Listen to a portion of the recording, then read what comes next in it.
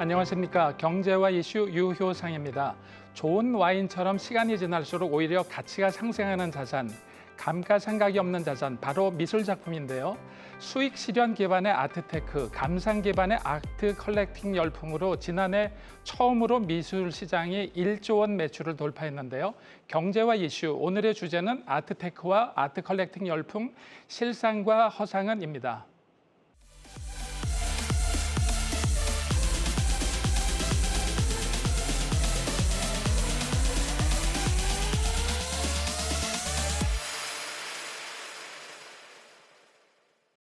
2022년 9월 세계 3대 아트페어 프리즈 아시아 최초 서울에서 개최.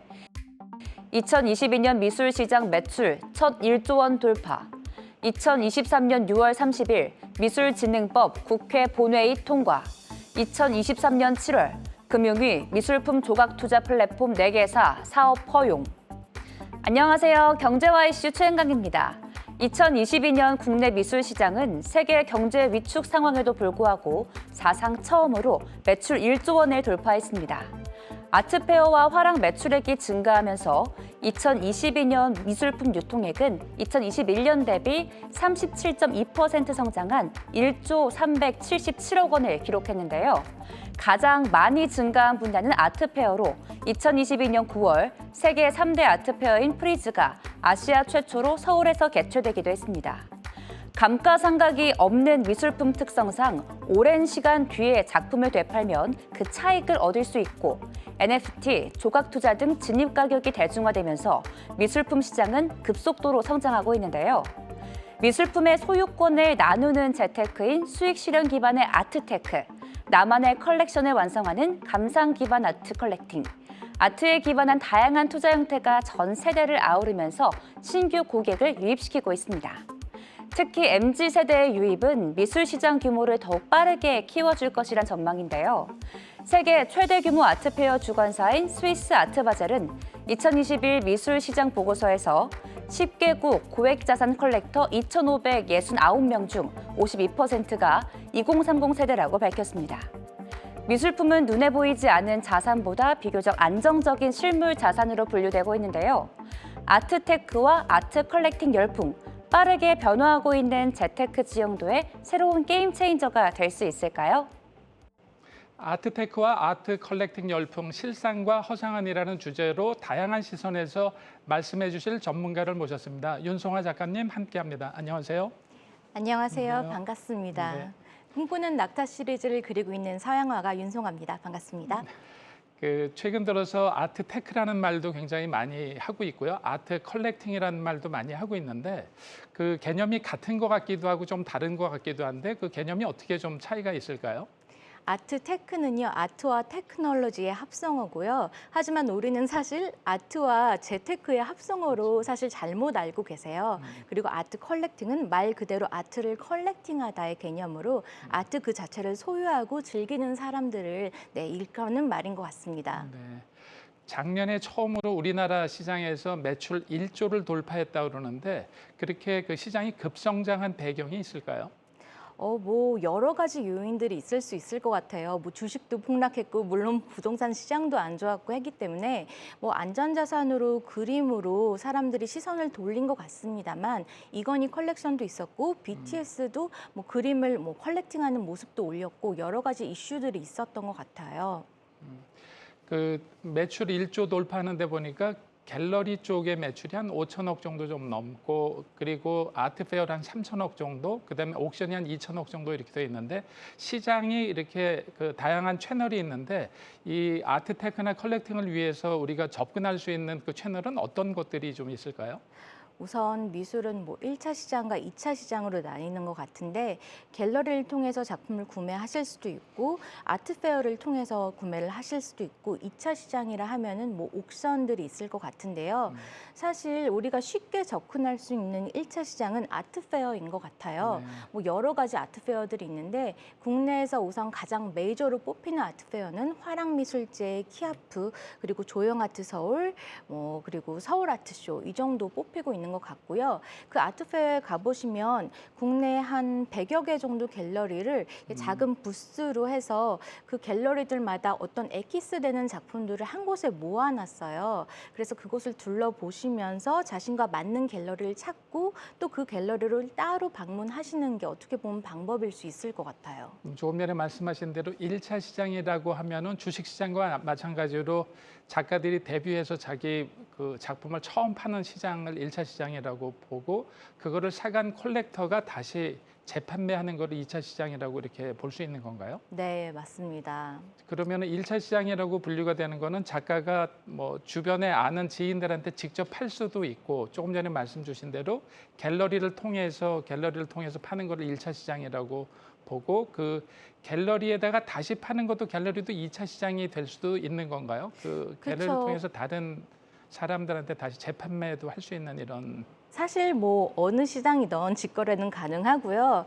하지만 뭐 작품을 구매한 갤러리를 통해서 2차 거래도 가능하지만 또 직접 또 옥션을 통해서 2차 거래가 가능합니다. 그러면은 지금 우리나라가 아까 매출액 1조에서 1차 시장, 2차 시장 규모로 놓고 보면은 어떤 시장이 조금 더 우리나라에서 활발하게 진행이 되고 있다고 볼 수가 있을까요? 작년 같은 경우는 아무래도 프리즈가 있었기 때문에 프리즈의 매출이 엄청났다라고 들어서 네. 아무래도 네, 1차 시장이었던 것 같습니다. 아트페어는 1차 시장에 해당하니까요. 그래서 아까 1조 매출액은 프리즈의 매출을 뺀 거라고 그러는데 프리즈에 네. 대해서 좀 잠깐 설명을 해주시면 좋겠는데 뭐 세계 3대 아트페어인데 우리나라에서 처음 열려서 굉장히 의미가 있었다 그런데 뭐 바젤도 있고 프리즈도 있고 그런데 그건 어떤 성격을 갖고 있는 건가요? 네, 프리즈의 경우는 런던과 뉴욕에서 전시가 되는 현대 미술 아트페어로요. 뭐 가장 세계적인 아트페어 중에 하나고요. 아트 바젤 그리고 뭐 플러스 아트페어와 함께 어떤 3대 아트페어라고 손꼽히는 그런 아트페어라고 볼 수 있을 것 같아요. 그런데 이게 우리나라에 열렸다는 게 상당히 의미가 있었다라는 거 볼 수 있을 것 같고요. 그만큼 우리나라 시장이 굉장히 커졌다라는 뜻이기도 한가요? 네, 사실 중국에서 열릴 줄 알았어요. 많은 분들은 중국이 아시아에서 가장 큰 미술 시장이라고 손꼽혔었고 사실 얼마 전까지만 해도 홍콩 바젤에 가는 게 어떻게 보면 유행인 것처럼 바젤에 갔느냐 안 가느냐 이런 말이 돌았었는데 이것이 한국에 왔다라는 거는 어떤 새로운 미술 시장 아시아의 핵심으로 우리나라가 올라섰다라는 의미로 볼 수 있었던 것 같아요. 네. 그러면 이제 오늘 그 아트 테크나 아트 컬렉팅에 대해서 이제 초보자들 굉장히 전문가들도 많고 기존에 이제 그 유명한 컬렉터들도 많이 있지만 내가 조금 관심을 가지고 좀 그 아트 테크나 컬렉팅에 관심을 가져야 되겠다. 어떻게 시작하는 게 좋을까요? 우선은 여러 가지 플랫폼이 있는 것 같아요, 요즘은. 예전에는 사실은 우리가 그냥 미술을 어떻게 보면 한 번에 구매하는 아트 컬렉팅만 있었어요. 그래서 어떻게 보면 부자들만 그림을 살 수 있는 그런 시장이었다면 요즘에는 단독 10,000원으로도 그림을 구매할 수가 있거든요. 그걸 요즘 조각 투자라고 네. 이야기를 하는데 그래서 정말 유명한 작품, 뭐 이유안의 작품이랄지 정말 10,000원부터 분할해서 그야말로 조각 내서 투자하는 개념이 있고요. 그리고 미술품을 또 구매를 해서 위탁을 해서 렌탈을 해서 또 수익을 챙길 수 있는 그런 위탁 렌탈이 있고요. 또 여러 점의 미술품을 공동으로 투자를 해서 약간 분산 투자 방식 이런 다양한 투자 방식이 있고요. 미술품 신탁이라고 합니다. 네, 분산 투자 방식도 있습니다.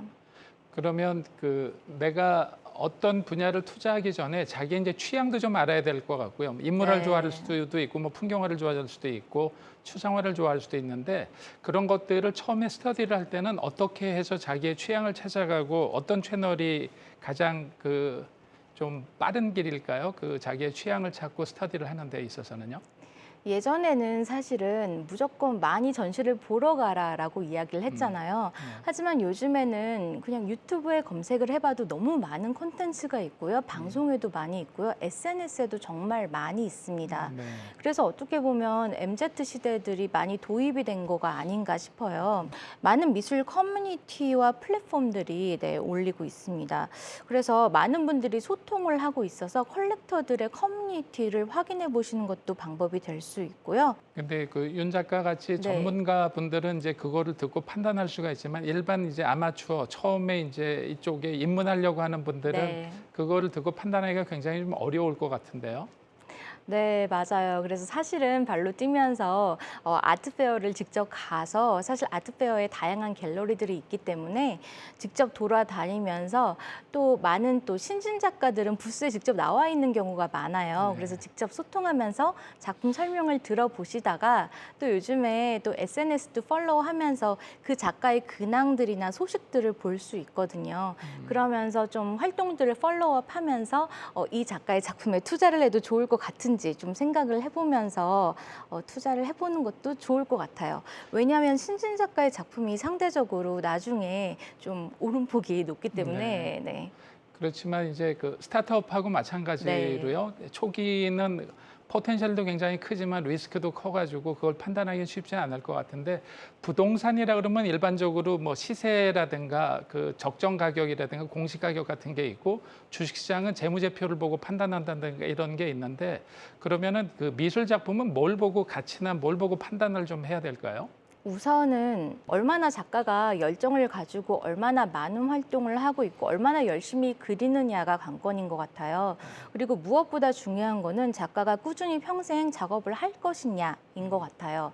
중간에 작업을 포기하는 작가들이 많아요. 왜냐하면 대한민국의 작업 여건이 아직까지는 그렇게 좋진 않습니다. 네.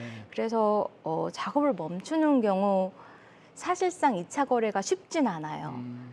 그래서 그럼 1차로 끝나는 네. 분들도 굉장히 많다라는 얘기네요. 맞습니다. 그럴 경우는 그냥 이제 인테리어로 만족을 하시면서 네. 그래도 좋아하는 작품을 걸었다에 만족을 하셔야 될 것 같아요. 이게 이제 굉장히 그 시장이 복잡하고 다양해서 그 데이터를 내기는 쉽지 않을 것 같은데 그래도 이 미술품 자체의 수익성이나 이런 것들은 어느 정도로 평가를 하고 있나요? 보통은 제가 물어봤을 때는 주변에 통계적으로는 10%라고 하는데 제가 봤을 때는 사실은 천차만별인 것 같아요. 네. 그리고 김선호 작가 도도새로 유명한 그분의 작품 같은 경우는 뭐 한 2년 전에 500만 원에 낙찰 받았다는 분이 한 2년 뒤에 억에 낙찰되었다고 하는데요. 네. 이렇게 정말 알 수 없기 때문에 그래서 많은 분들이 또 빠져드는 것 같아요. 윤 작가님의 네. 낙타 시리즈도 한 뭐 5배, 8배 올랐다는 얘기도 있고 그런데 실제로 그렇게 몇 년 정도 만에 그런 성과가 좀 있었나요? 저는 10년을 기준으로 봤을 때 8배 정도 상승을 했습니다. 10년에 8배. 근데 안타까운 점은 그때그때 작품을 팔아서요. 네, 한꺼번에 팔았으면 좋았을 텐데 아쉽네요.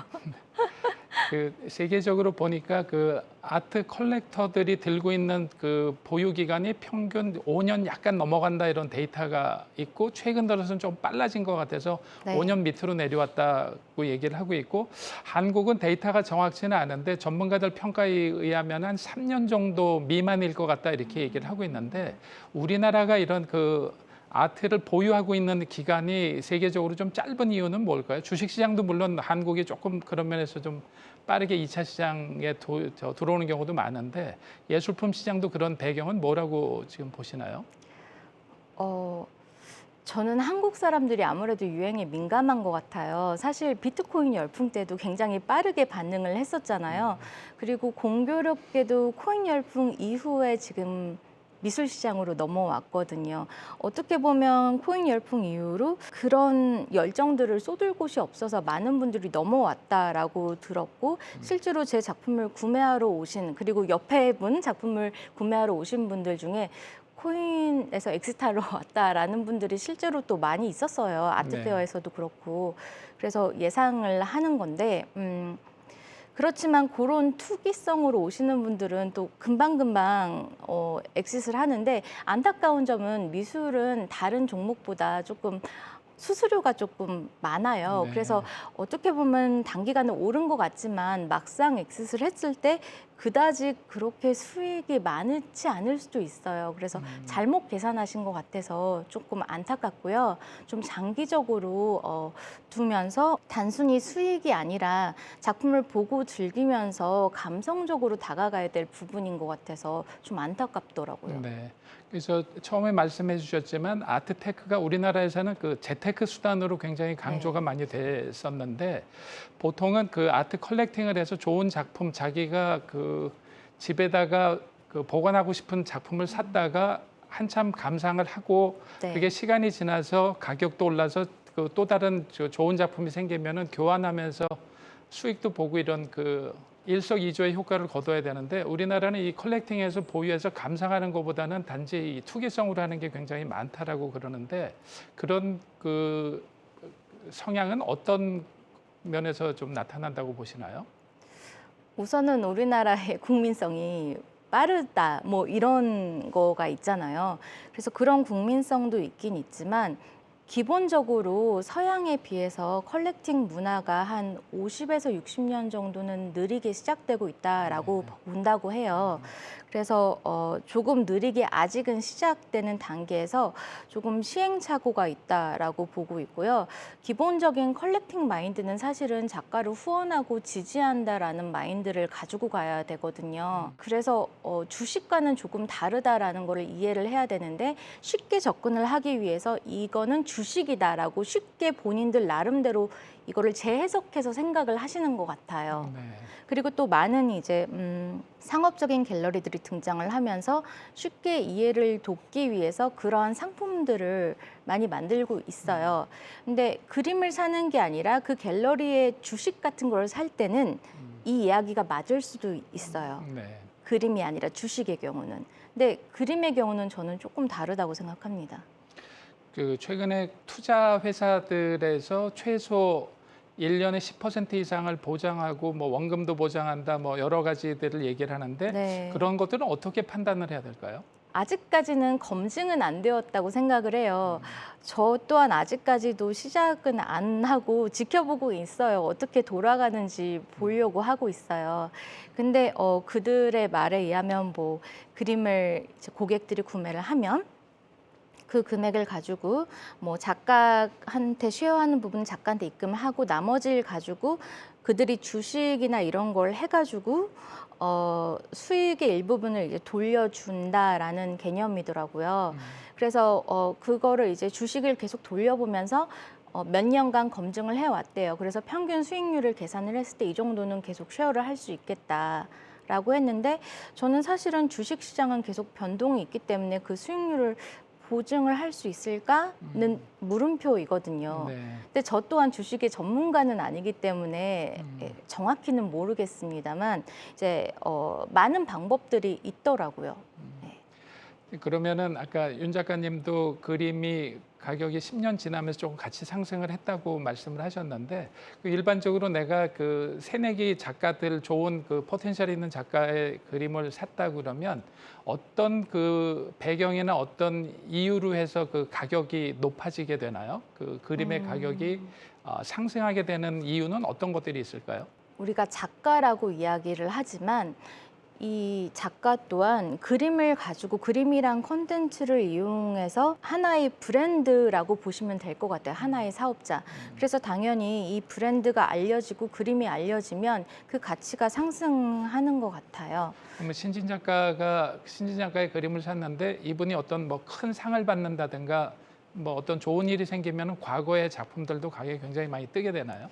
그렇죠. 상을 받게 되면 아무래도 기대치가 올라가고 뭐 명품 브랜드와의 콜라보도 기대치를 올릴 수 있고 그리고 또 유명한 뭐 페스티벌에서 뭐 작품이 걸린다라든지 뭐 그런 것들 또는 해외나 뭐 글로벌 스타들이 어떤 작품을 구매해서 요즘엔 뭐 인증샷을 올린다라든지 하는 것도 갑자기 뭐 올라가는 상승 요인이 될 수도 있고요. 그리고 저 같은 경우는 드라마와의 콜라보를 통해서 올라갔듯이 뭐 요즘엔 좀 다양한 이유들이 있는 것 같아요. 네.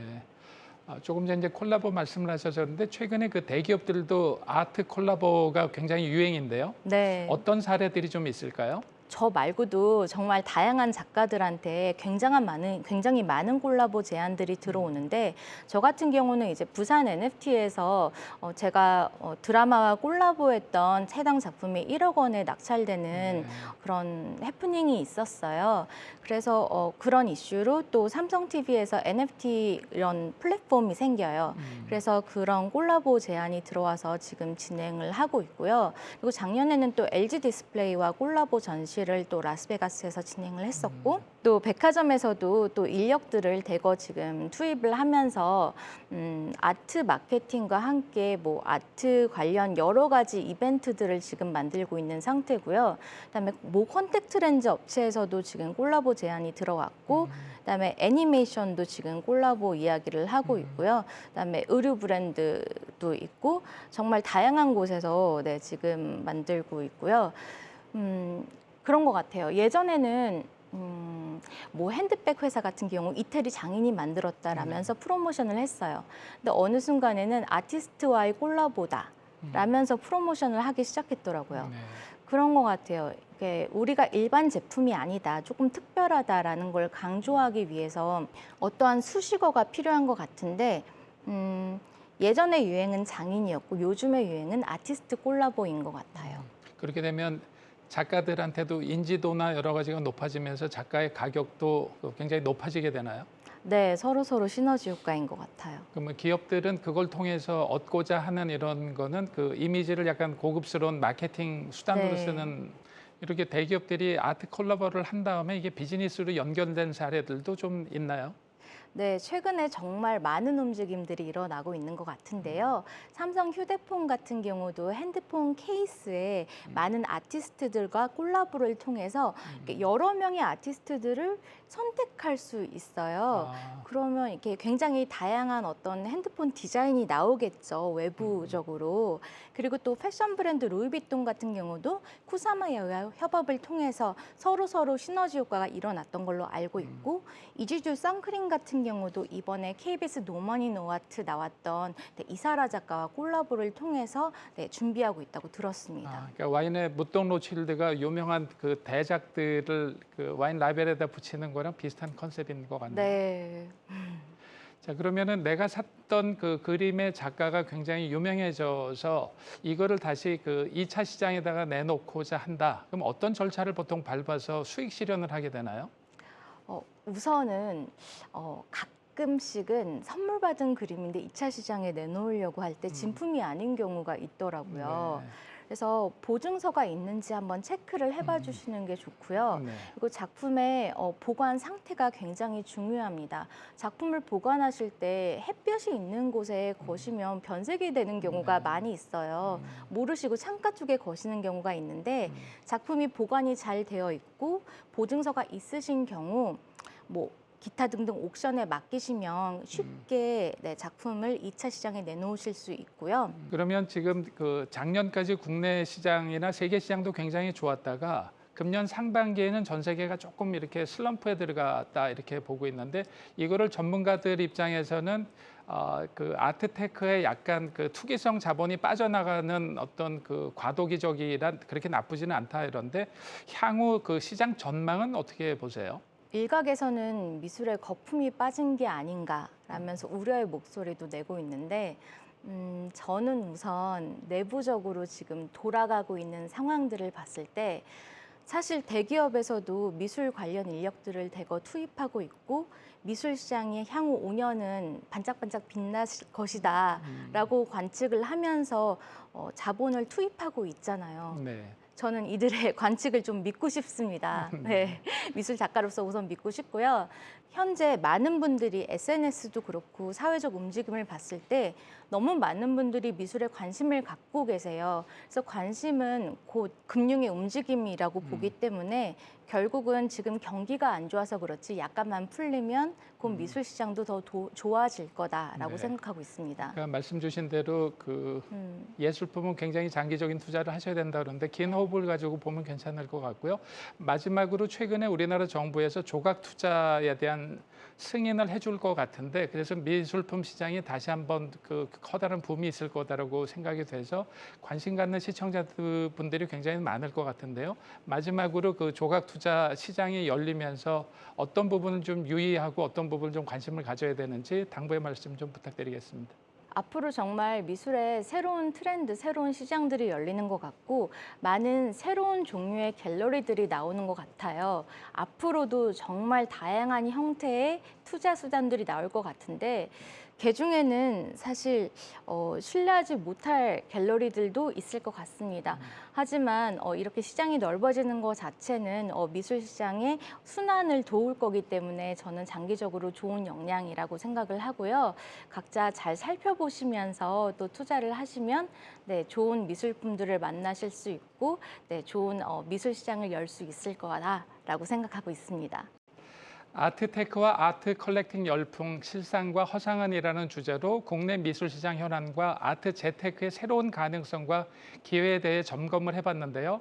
차별화된 좋은 인사이트를 주신 윤송화 작가님께 다시 한번 감사드립니다. 감사합니다. 감사합니다. 소유 부유층의 전유물이었던 미술품 투자가 수요층 확대, 첨단 기술과의 접목 등으로 빠르게 성장하고 있는데요. 좋은 미술품으로 문화를 소유하는 즐거움과 함께 자산 가치도 증대시킬 기회까지 잡아보시길 바랍니다. 지금까지 경제와 이슈 유효상이었습니다. 감사합니다.